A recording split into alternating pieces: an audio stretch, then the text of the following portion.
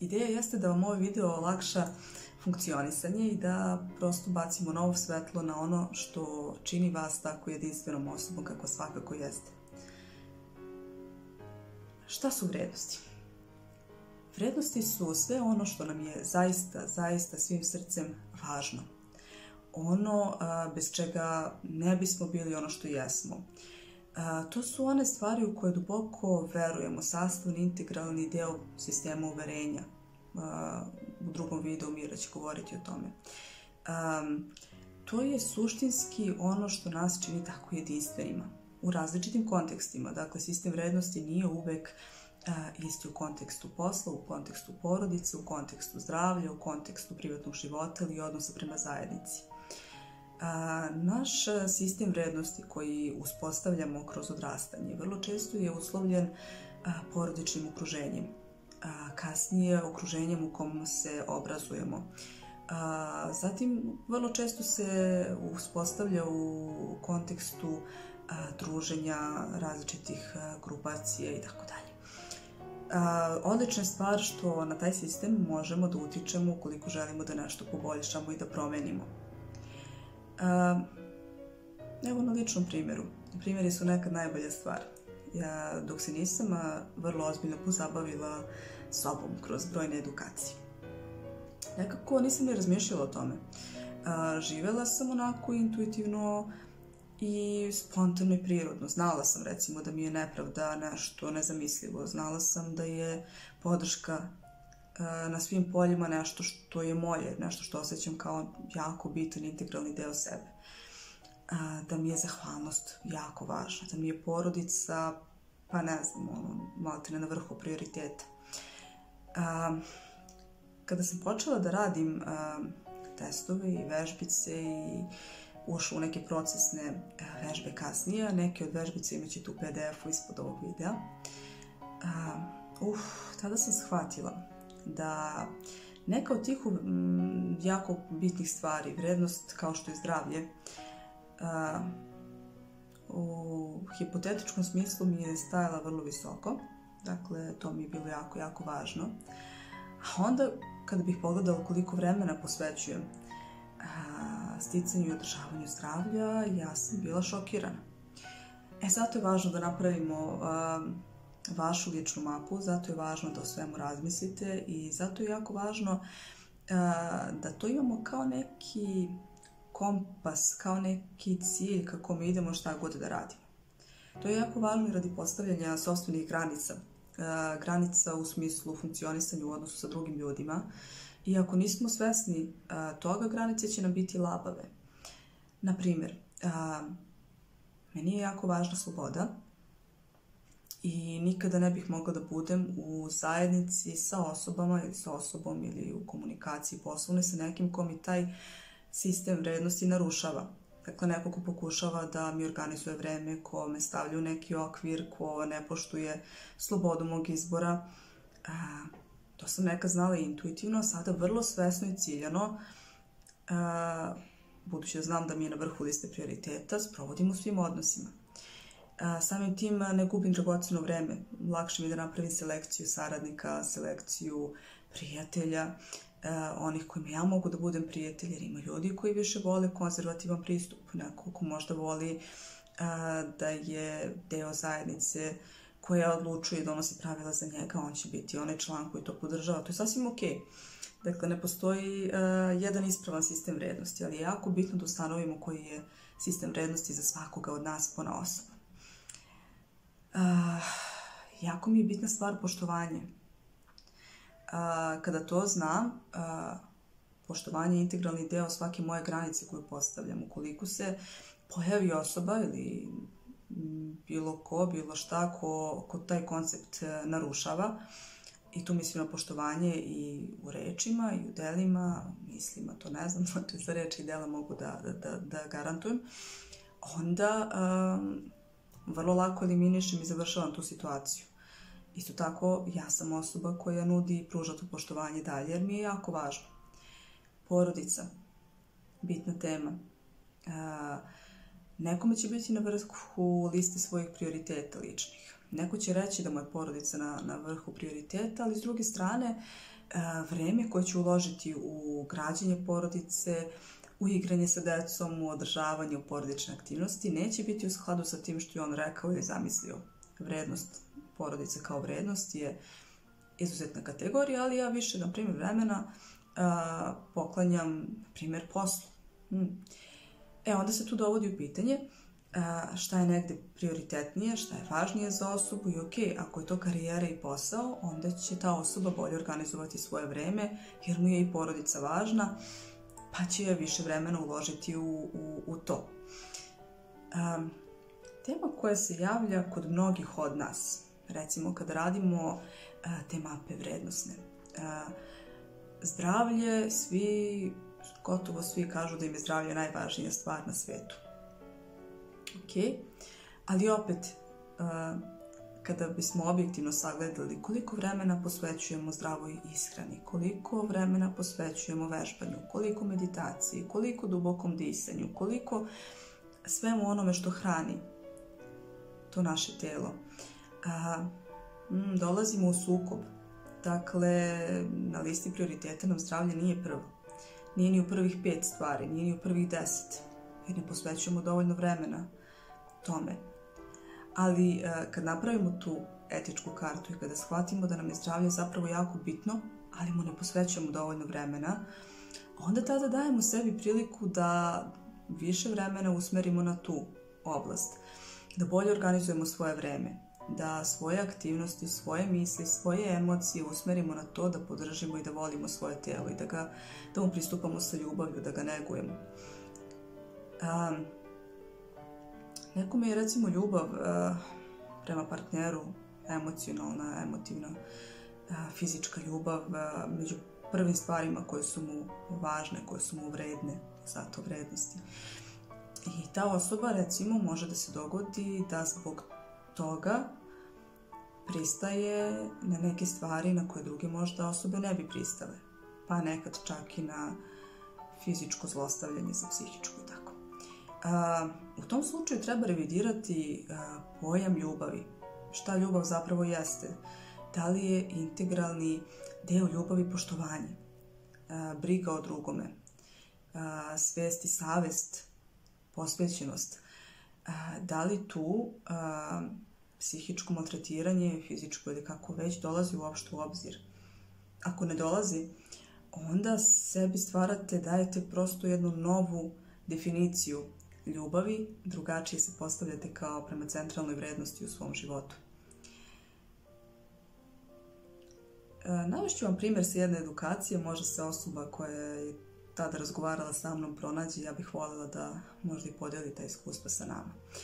Kada smo prvi put radile tu etičku kartu, tu kartu vrednostnog sistema, recimo toj osobi nije bilo baš najjasnije kako to funkcioniše, šta je zapravo ta vrednost, kako to. I sedali smo, pili smo kafu na pauzi i ja sam je pitala koja joj je omiljena životinja. I ona je kao iz topa odgovorila konji. Divno. I ona me gleda i kao, pa zašto? Pa, ok, šta taj konj ima? Pa ga ti nikad ne bi zamenila ni za koju drugu životinju. Ona, recimo, na svojoj narukvici ima figuricu konja, ima taj neki privesak. Pa kaže ona, on je nezavisan, on je jak, on je slobodan, on je svoj, on ne poznaje granice, on je graciozan, on je prelep, on je brz, on je... I onda pitam, pa dobro, a koje su tvoje najviše vrednosti? I samo klik. Nekad nam je samo potrebno pravo pitanje da o svemu razmislimo. Vrlo jasno to su bile njene prioritetne vrednosti, jer ona morala kroz život i da se bori i da bude izuzetno jaka i da izuzetno ceni sebe i da odgaja veliku porodicu. I to su vrednosti koje je ona kroz svoje funkcionisanje negovala. Prosto tema je toliko šarenolika, toliko daje prostora, toliko se radujem što ćete proći kroz svoj lični rad i doći do svog sistema. A ja vam obećavam da će to da vam olakša apsolutno sve što budete radili u životu. Skratit će vam vreme, skratit će vam put, daće vam koordinate kojima se krećete. Verujte mi, znaćete da ako ulazite u neku kompaniju, vrlo dobro razmotrite koji je njihov sistem vrednosti, da li je on u skladu sa vašim, prosto znaćete koliko ćete se samim tim zadržati na radnom mestu. Kad ulazite u neke emotivne odnose, vrlo lako ćete moći da zapazite šta ta osoba naspram vas ima, što vam je zajedničko, odnosno šta je ono što nikako nije zajedničko i što sigurno vodi u propast, pa ne biste ni gubili vreme na to, tako? Kada znate koji je sistem vrednosti koji želite da negujete, to će vam pomoći da negujete svoju porodicu na drugačiji način. Ako imate decu ili planirate da ih imate, ili imate unučiće, ili radite sa decom u školi, recimo,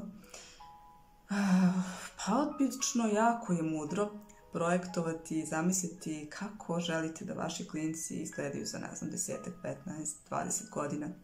Kakvi bi ljudi to trebalo da postanu iz vaše perspektive, kako biste voljeli da svojim iskustvom doprinesete tome da oni budu ovakvi i onakvi. Mnogi roditelji sa kojima ja sarađujem, ja sam jedan od njih, je recimo smatraju da je jako važna stvar da deca u životu budu samostalna, da budu odgovorna za svoje postupke. A onda šta mi radimo u sadašnjem trenutku, kada toga nismo svesni, te perspektive? Radimo stvari za njih. Spremimo im doručak i kada znamo da oni mogu sami to da urade, pomažemo im da se obuku, pomažemo im oko domaćih zadataka, jer tog trenutka je bitna ocena. Ali šta je bitno za 15 godina? Bitno je da oni budu samostalni. Dakle, onda ćemo svoje aktivnosti da prosto uskladimo sa tim sistemom vrednosti koje smatramo bitnim. Moći ćemo bolje da pomognemo toj deci da osmisle svoj sopstveni sistem vrednosti. Pa recimo, ne želim da budem povodljiv, želim da budem svoj, nezavistan. Ako razvijamo tu vrednost kod svoje dece, budite uvereni da su šanse da uđu u loše društvo mnogo manje. Ako uđu u loše društvo, da će brže izaći iz njega. Da se možda neće povodljivo okrenuti narkoticima ili pretjeranom upijenju. Zato što su oni svoji i nisu podložni tuđem uticaju, a mi smo njima dozvoljavali kroz odrastanje da taj svoj kritički um neguju. Dakle, nismo insistirali na tome, slušaj ti mene, ja sam odrastao, ja znam, ti nemaš prava na svoje mišljenje. Ne. Naravno, postavili smo granice, ali dali smo svoje deci sa koje sarađujemo okvir u kom će se oni kretati i u okviru kog će oni moći da daju svoj jedinstveni pečat.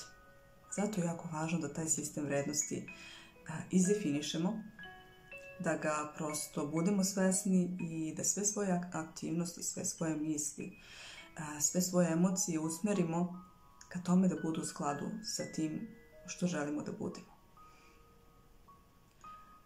Za kraj ću jednu kratku pričicu da vam ispričam. Nije moja, čula sam je na jednoj edukaciji fantastičnoj na kojoj sam bila i to je uvek zanimljivo sagledati zato što prosto ljudi iz svog sistema vrednosti delaju u svetu oko sebe i smatraju vrlo često da je samo on ispravan, a ovo nam stvara i otvara neke druge perspektive, zapravo da cenimo i da poštujemo i sebe i druge, i sagovornika, i sebe, i svoj sistem, i njihov sistem. I priča kratko ide ovako. Na jednom bojnom polju našli su se kralj, vitez, barjaktar i vitezova verenica, pored brojne vojske, pred veliki pohod.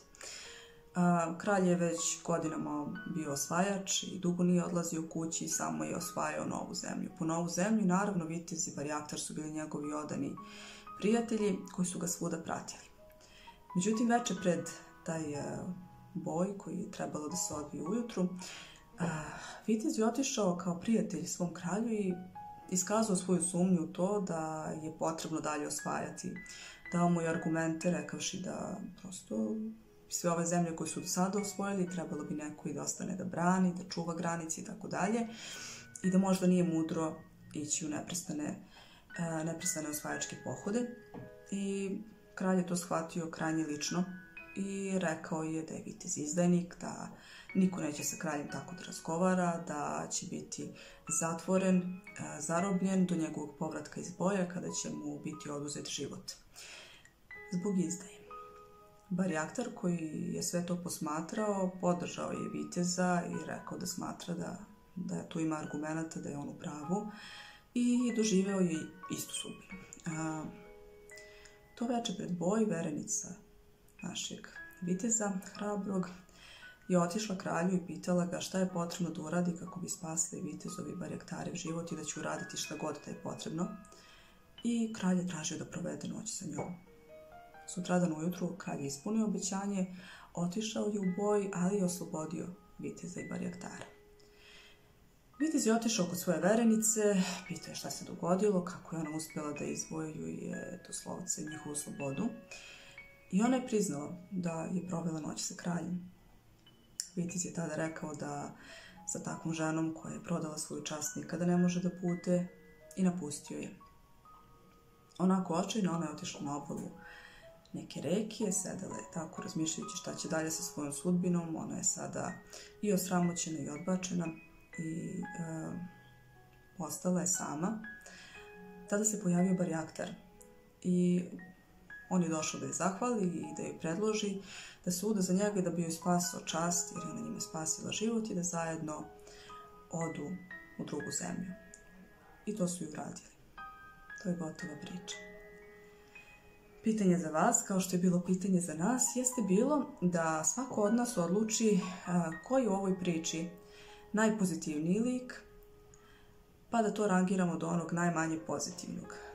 Dakle, imamo kralja, imamo viteza, imamo Barjaktara i imamo bivšu sad verenicu, vitezu. Šta mislite iz vašeg ugla gledano ko je tu bio najpozitivniji? Iz mog iskustva ljudi su se sukobljavali na samoj vežbi na kojoj smo bili i kasnije kada bismo govorili o tome ko je od nas u pravu. Bilo je onih koji su smatrali da je kralj najpozitivniji. Zašto? Zato što je jako držao do svog autoriteta, jako je držao do toga da se njegova reč poštuje i ceni. Nikako nije mogao da dozvoli da neko oponira njegovom mišljenju, jer je on vladar, suveren i kraj. Neko je govorio da je najpozitivniji vitez zato što je bio hrabar da iznese svoj stav po cenu života i zato što su njegove visoke moralne vrednosti o tome kako žena treba da funkcioniše i da bude dovele do toga da prekine veritbu, dakle njemu je draža smrt nego prevara žene. Nekom je bio najpozitivniji lik Barjaktar, zato što je stao rame uz rame hrabro uz svog prijatelja viteza, bio je jako siguran u to što želi da podrži i po cenu gubitka života, bio je uz prijatelja, bio je principijalan, bio je zahvalan i saosećajan i uzeo je u obzir da je neka osoba rizikovala i svoju čast i svoj život zarad njihovih života i ponudila rješenje da to nekako otkupi.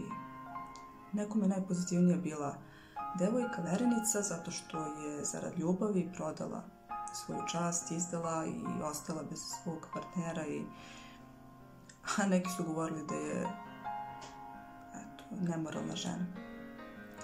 Šta vi mislite? Ono što vi mislite dosta će vam reći o tome koje su vama vrednosti na prvom mjestu. Da li je to hrabrost, da li je junaštvo, da li je poštenje, da li je principijalnost, da li je profesionalnost. Zapravo ne postoji tačan odgovor i to je fantastično u ovoj priči, u sličnim pričama. Ja vam obećavam da ćete se ludo zabaviti dok budete radili vežbice koje ćete pronaći u PDF-u, koje se tiču sistema vrednosti. Obećavam vam da je to samo početak, jer ovo je tema koja može da se proradi na mnogo načina i svaki put je zanimljivo, jer mi nismo isti svakog dana, pa dolazi do iznenađenja. I hvala vam što pružate vremena i sebi i meni da vam ovo predstavim, jer znam koliko korist može da donese. Vidimo se ponovo.